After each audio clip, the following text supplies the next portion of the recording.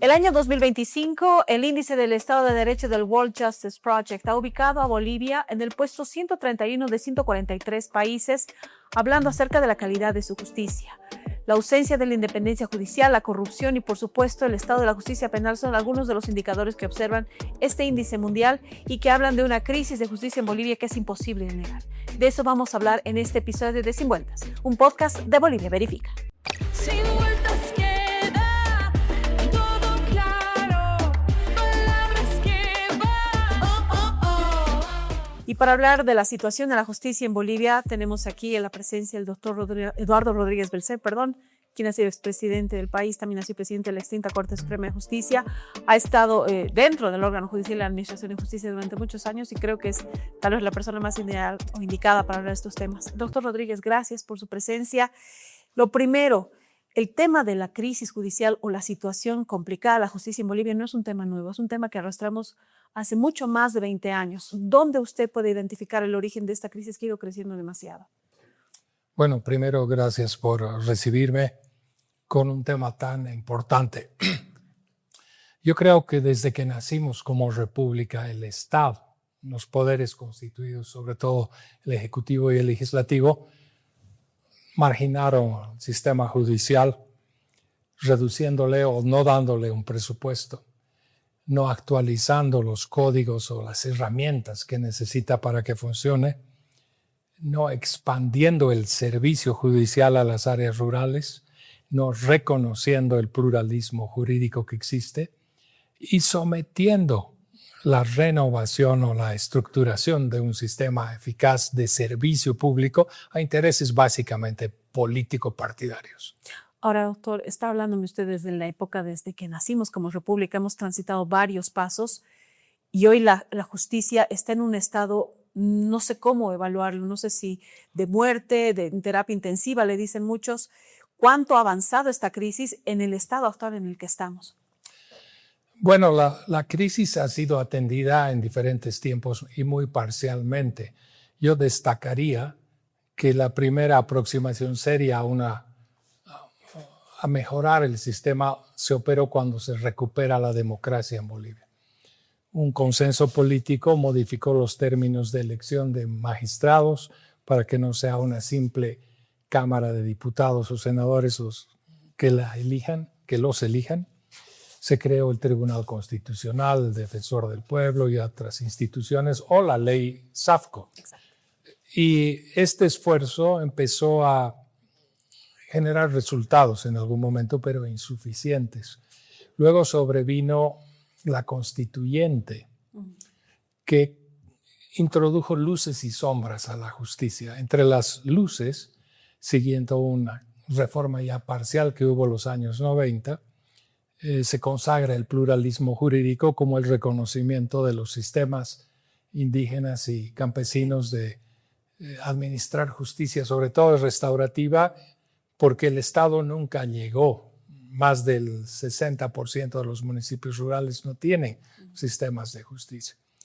Y en las sombras yo diría que hay un nuevo modelo de Estado que es desconcentrado, con autonomías plurinacional, pero tiene un sistema orgánico muy positivista y centrado en Sucre.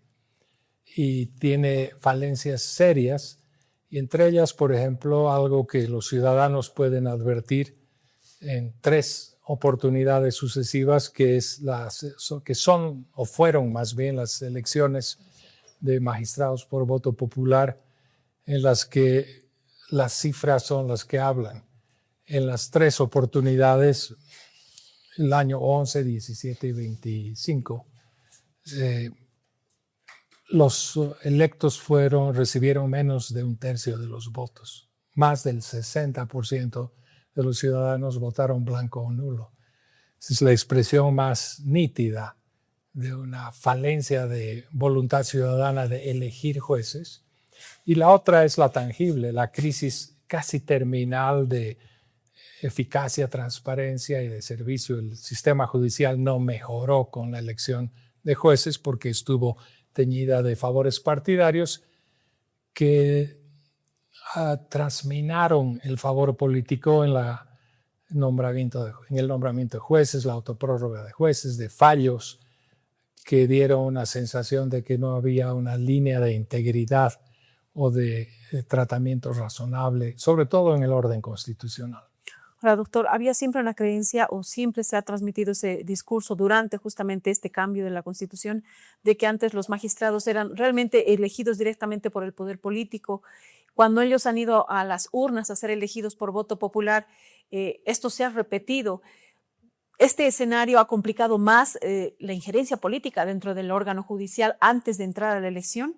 ¿Cómo ve usted esto?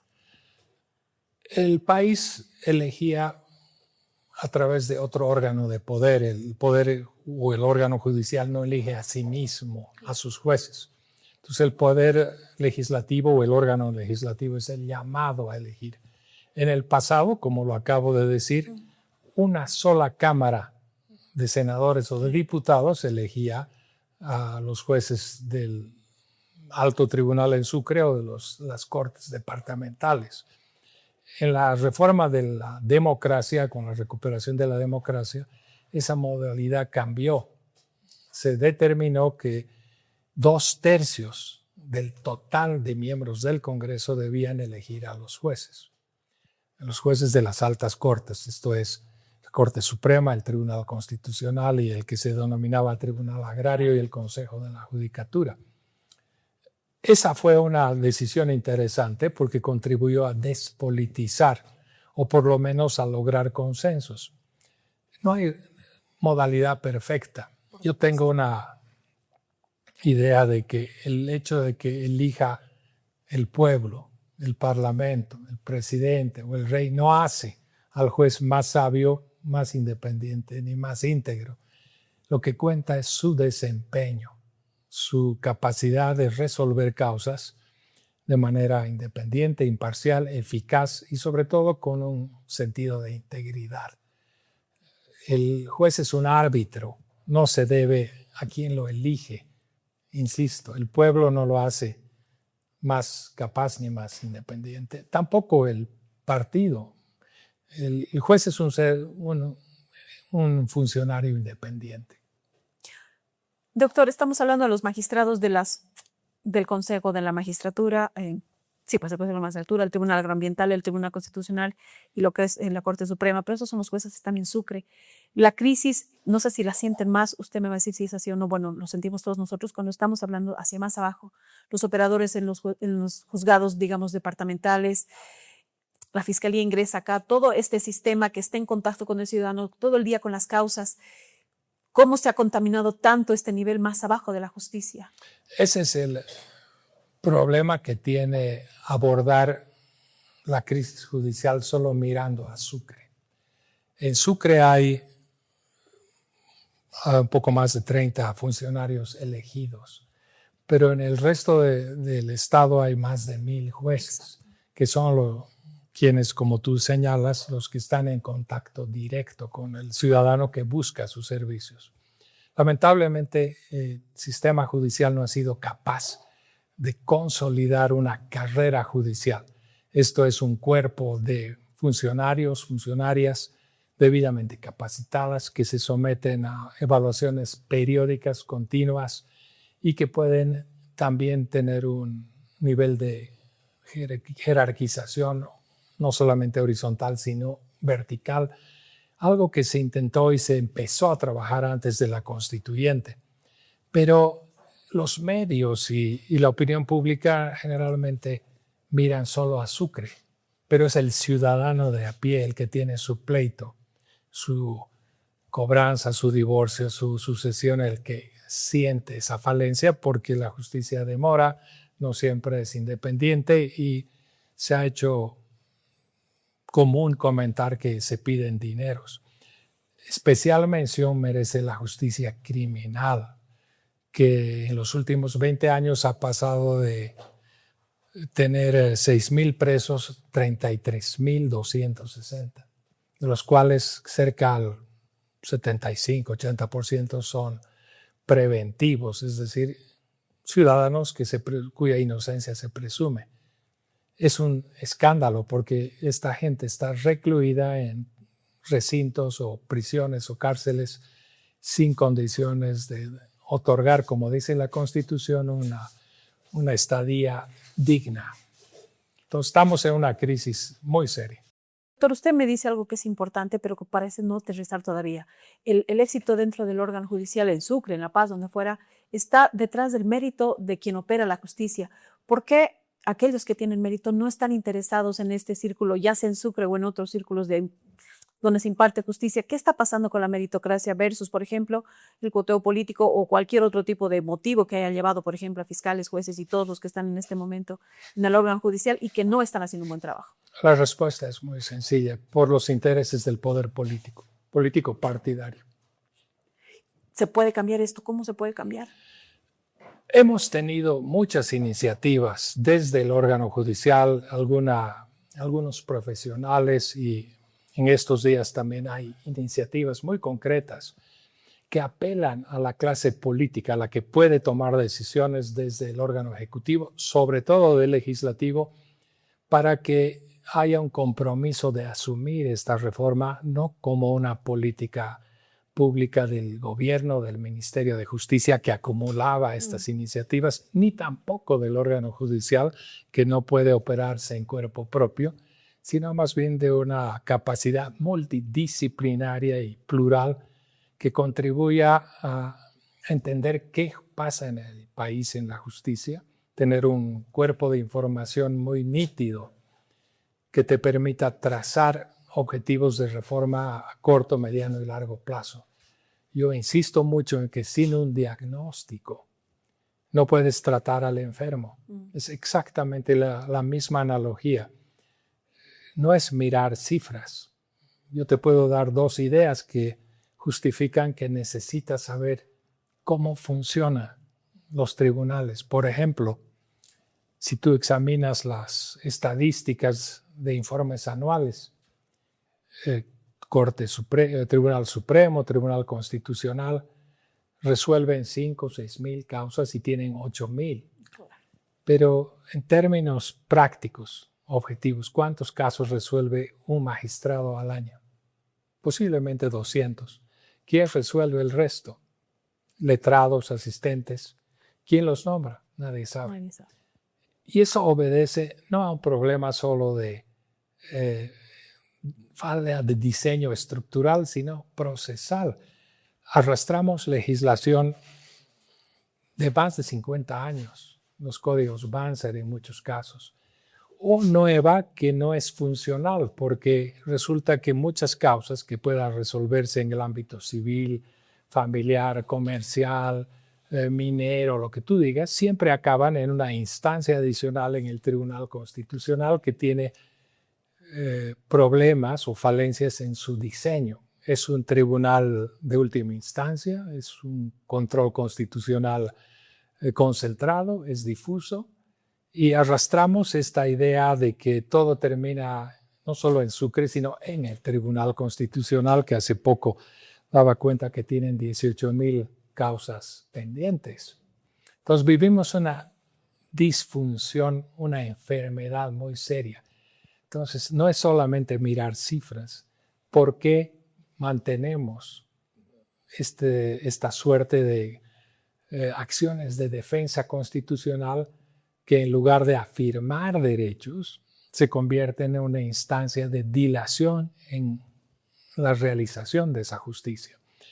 Es notable, por ejemplo, advertir que más del 80% de esas causas de amparos o habeas corpus están dirigidas contra jueces o funcionarios públicos. Entonces tenemos una distorsión que hay que examinar en su raíz. Doctor, quiero aprovechar algo que mencionó usted acerca de las leyes muy antiguas, algunas nuevas propuestas de leyes. Hay un debate en este momento que no se parece, no tiene ni pies ni cabeza acerca de un proyecto de ley donde se han empezado a generar algunas ideas acerca de vulneraciones de la Constitución, como por ejemplo la presunción de inocencia y todos estos temas que trae este proyecto de ley que se llama la Ley Brisa. Yo tengo la impresión de que las leyes son lo que son o funcionan como funcionan porque tienen detrás operadores que no son gente proba, que son gente corrupta. ¿Cómo ve usted este tema? Las leyes que rigen el funcionamiento judicial tradicionalmente se llaman códigos sustantivos o procesales. Son el motor que debe impulsar las acciones judiciales. Tradicionalmente o convenientemente estos códigos deben elaborarse en comisiones codificadoras que incorporan a los propios jueces y son de orden multidisciplinario. Claro. No hay un solo órgano capaz de generar una sola ley que cubre múltiples aspectos de la actividad humana. Entonces, esas comisiones codificadoras no se han establecido o restablecido en el país hace décadas. Tampoco, y esto quiero subrayarlo, el Estado se ha ocupado de generar una política criminal, por ejemplo, que es un espacio esencialmente democrático. No hay Estado democrático que no tenga una política criminal que se ocupa primero de saber qué fenómenos o qué conductas son delitos, cómo juzgas esos delitos, cómo los previenes. La prevención es esencial. Una vez que juzgas y tienes culpables, cómo sancionas a esos culpables, si esa sanción es suficiente para que se reencaucen o se rehabiliten. Y algo fundamental es cómo reparas a la víctima. En Bolivia no hay esa capacidad que es fundamental. No tenemos política penitenciaria, las cárceles son recintos atroces y la gente que es enviada a cumplir una pena sale en peores condiciones y como un peligro mayor a la sociedad. Entonces, el Estado no ha estado tomando en serio la justicia, ni criminal, administrativa. Ese es otro tema porque Bolivia tiene un déficit de justicia administrativa. ¿Qué es la justicia administrativa? Es el espacio que le permite al ciudadano impugnar la actividad del Estado, ya sea municipio, gobernación, gobierno central, servicios públicos. Pero en Bolivia hay una tradición de que eso es casi inalcanzable. Todo debe ir al Tribunal Supremo, el procedimiento es precario o provisional y la gente prefiere salir a marchar porque no hay espacios de justicia administrativa.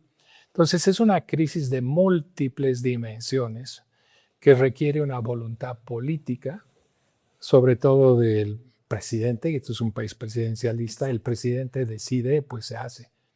El vicepresidente, los parlamentarios y los jueces o magistrados posiblemente deberían abogar porque estas reformas congreguen estas comisiones o estos esfuerzos multidisciplinarios y no se queden en solo pedir más jueces y más presupuesto o computadoras. El problema es estructural que exige un diagnóstico de saber qué justicia tenemos y qué justicia queremos. Doctor Rodríguez, el 2023, si no estoy mal, un grupo de juristas independientes quisieron impulsar una reforma judicial, querían ir a través de la vía de referéndum, no se ha llegado hasta ese paso. ¿Qué ha pasado con este intento? ¿Cómo lo ve usted? Yo creo que fue una moción, un intento destacable porque iba a plantear al ciudadano una oportunidad de una reforma parcial. Lamentablemente no lograron el número de firmas. Habría que explorar las razones últimas por las cuales el ciudadano no se inscribió. Yo tengo mis propias valoraciones. Yo creo que hay muchas de esas propuestas, que eran varias, destacables. Por ejemplo, la justicia de paz. A propósito, debo destacar que cuando yo fui presidente promulgué una enmienda a la Ley Orgánica Judicial restableciendo la justicia de paz, pero nunca se hizo. Nunca se estableció.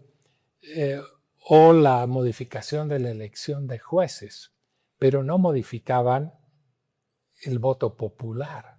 Exacto. Mantenía un procedimiento distinto de elección de precalificación, pero de todas maneras iba al voto.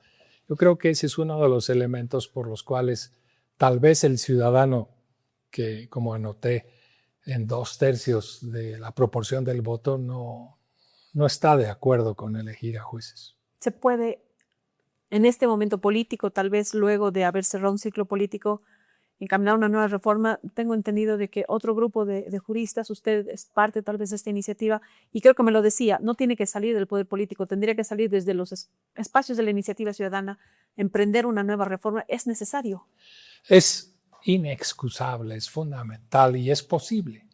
Y todas las iniciativas deben ser bienvenidas. Lo que tal vez es necesario es congregar a estas iniciativas, a estos esfuerzos que se hacen desde diferentes ámbitos en una capacidad de ordenarlos, sistematizarlos, trabajarlos con la voluntad ciudadana y política, como se hizo en el tiempo de la primera etapa de la democracia. Yo recuerdo que participé como funcionario de un organismo de Naciones Unidas en la promoción de una ley del Ministerio Público. Hasta entonces, al año 93, el fiscal dependía del Ministerio de Gobierno. Wow. Y se logró un consenso político para generar una ley que convirtió el Ministerio Público en una entidad constitucional independiente. Se aprobó la creación de la defensa pública y se hizo un diagnóstico que permitió transitar a la reforma procesal penal. Algo equivalente podría suceder si hay voluntad política. Se están alineando muchos astros. Hay cooperación, hay ideas, hay propuestas. Lo importante es que el poder político tangible congregue a quienes estamos ocupados y nos diga qué podemos hacer y cómo hacerlo y cuándo hacerlo. Hay propuestas. Yo hice una el año pasado planteando, desafiando a los candidatos para que asuman un compromiso de que sea esta política de Estado y no de un gobierno, pero no ha tenido éxito. Doctor, desde su criterio, ¿cuál es la reforma más urgente? Por ejemplo, en calendario tenemos pendiente la segunda parte de la elección judicial, que no ha demostrado ser la solución. ¿Debería hacerse o no esta elección? ¿Qué plantea usted que es lo primero que tenemos que resolver si se lleva adelante la reforma? Hay un tema pendiente que es el funcionamiento efectivo del Tribunal Constitucional, que hoy día tiene una sala plena limitada. La ley puede acordar el número de integrantes de ese tribunal para que puedan eventualmente conformarla, incluso con el actual número. Yo también plantearía una reforma muy acotada, muy precisa, la necesidad de revisar la elección por voto popular y más bien derivarla a una ley que siente las bases de una elección meritocrática por órganos de poder público inexcusables, porque el poder público expresado en la representación legislativa debe intervenir, eso es inexcusable, pero tal vez combinar con mecanismos de la carrera.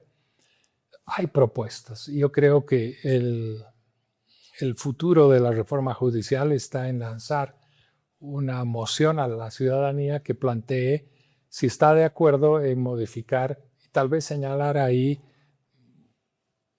los 3 o 4 asuntos más importantes que tengan una raíz de modificación constitucional y con un resultado positivo y una ley secundaria encarar un proceso de reforma. Pero no podemos seguir dando vueltas alrededor del mismo problema. En este aspecto sería buscar la reforma de la elección judicial, entre otros puntos. Exactamente. Doctor, ¿qué le dice usted al gobierno del presidente Paz? Él ha prometido en su momento hacer una reforma a la justicia, o emprender este ejercicio. Ha habido una primera cumbre días después de que él ha sido elegido. Ha sido en Sucre, ha quedado ahí, pero parece que no se ha avanzado en más y el tema no puede quedar en el olvido. La crisis judicial en Bolivia es bastante aguda y es complicada. Bueno, el presidente debería ser capaz de escuchar un poco más allá de sus preferencias políticas. Él tiene una enorme oportunidad y un gran desafío que es asumir esta crisis y pues tiene un abanico muy grande de propuestas, de oportunidades y pues debería tomarlas. ¿Usted cree que si se lleva adelante la reforma judicial, la meritocracia puede salir a flote después de todos los intentos que hemos tenido y toda la operación de justicia cuestionable? Absolutamente. Bolivia no tiene por qué estar en este pantano de mediocridad o de politización y de viticación y uso abusivo de la justicia. Depende de los líderes políticos de así hacerlo. En el pasado lo hicieron una y otra vez, no solamente en el ámbito judicial, sino electoral. Y yo creo que es posible. Este es un país eminentemente presidencialista. todas las crisis pasan por el presidente, como lo hemos visto esta semana.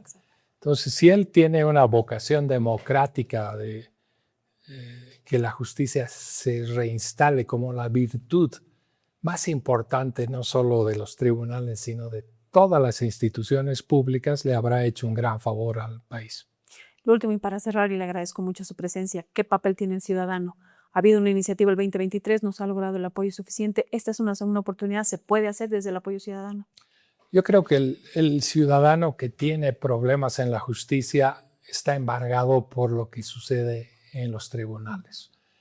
En Bolivia, en ninguna parte se puede esperar que los litigantes salgan a protestar, porque ya tienen una mochila muy pesada.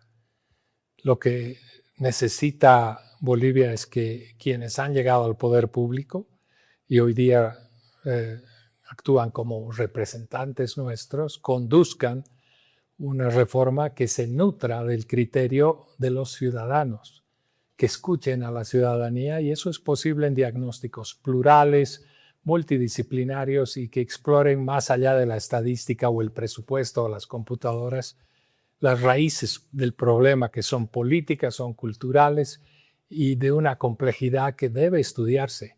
Y yo creo que por ahí va la participación ciudadana. El doctor Eduardo Rodríguez Belcé, expresidente de la República, expresidente de la que era Corte Suprema de Justicia y un abogado con muchísima experiencia, nos ha acompañado en este capítulo de Sin Vueltas, aquí en un podcast de Bolivia Verifica. Muchas gracias por su atención y será hasta el próximo episodio. ¿Y a ti cuánto te afecta la aplicación de la justicia en Bolivia? ¿Cuántas veces tú has sentido que la justicia, en vez de ayudarte, te ha perjudicado? Queremos conocer más acerca de tu experiencia dentro del ámbito judicial en el país en los comentarios y esperamos que puedas compartir este contenido, pero también en algún momento ser parte de la iniciativa ciudadana que busca nuevamente llevar adelante esta propuesta de la reforma judicial en el país. Gracias y será hasta otro episodio de Sin Vueltas, un podcast de Bolivia Verifica. Sin vueltas